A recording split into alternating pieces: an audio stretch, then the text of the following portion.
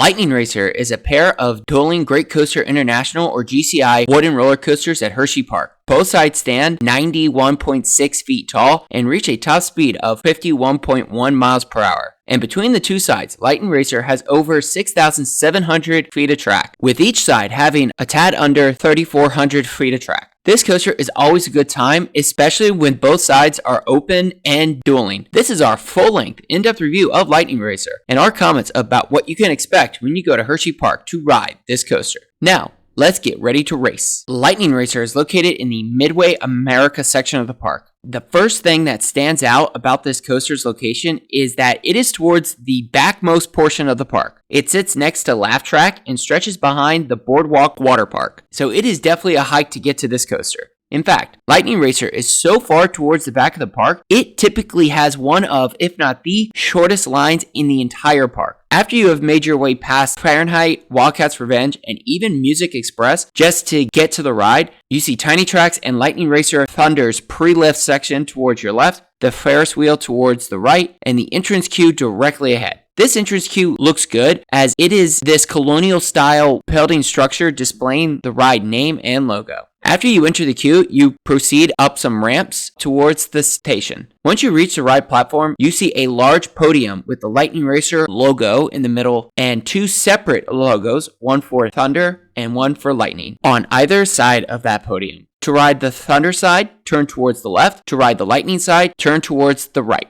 After you have chosen your side, you will see one of Lightning Racer's 4 12-car, 24-passenger trains, 2 trains per side. And these trains are GCI's Millennium Flyer trains, which are actually fairly comfortable. Once you have boarded your train, secured your lap bar restraints, and cleared dispatch, you proceed out of the station to begin your ride. Because Lightning Racer is a racing roller coaster with slightly different ride experiences on each side, we will talk about each side separately except where the experiences mirror each other. Lightning Racer Thunder begins with an unbanked left-hand turn out of the station followed by a short section of straight track before taking another unbanked turn followed by a right-hand turnaround up onto its lift hill. Lightning Racer Lightning begins with a right-hand dip out of the station followed by a left-hand turn into some straight track before taking a left-hand turnaround up onto the lift hill. And what's great about Lightning Racer is that the lift hills are staggered. So you will actually look at the Lightning side towards the left as both trains go up their respective lift hills. At the top of the lift hills, both sides take a swooping right-hand turning 90-foot first drop sloped at 45 degrees. Both sides then fly up into a banked left-hand turning airtime hill followed by a right-hand turn into a straight airtime hill. Off those airtime hills, the Thunder side banks towards the right before climbing into a left-hand banked turnaround, while the Lightning side banks slightly towards the left before climbing into a right-hand banked turnaround. Both sides fly into a tunnel, which has a small bunny hop in it, before taking a left-hand banked turn underneath Thunder's track and up into another straight airtime hill. Both sides then enter a right-hand banked turn before entering different elements. The Lightning side climbs up into a left-hand turn, which wraps around Thunder's elevated right-hand helix, which leads into an airtime hill over the entry point to that helix. During its turn around Thunder's helix, the Lightning side flies over an airtime hill before entering a left-hand banked turn. While Lightning goes through that banked left-hand turn, Thunder flies over another airtime hill, which actually flies over Lightning. Thunder then enters a right-hand banked turn, just as Lightning flies over an airtime hill, which actually flies over Thunder. Both sides then take a right-hand turn, but Thunder flies up into an airtime hill, followed by a right-hand banked turnaround, while Lightning flies over an airtime hill, followed by a left-hand banked turnaround. Both sides fly over another airtime hill, but Lightning's airtime hill crosses the entry point to its turnaround. The two sides then made up to both climb up into a shallow double up, leading to the finish line and up to the final brakes to complete the ride. Lightning Racer is definitely different from other dueling wooden roller coasters like Racer at Kings Island, Racer 75 at Kings Dominion, or even Gemini at Cedar Point. Each side actually offers a different experience from the other, and that different ride experience applies to more than just the layouts themselves. Depending on when you ride it and which side you choose, one side will definitely be smoother than the other. Since Lightning Racer is a wooden roller coaster, it definitely has some bite on both sides.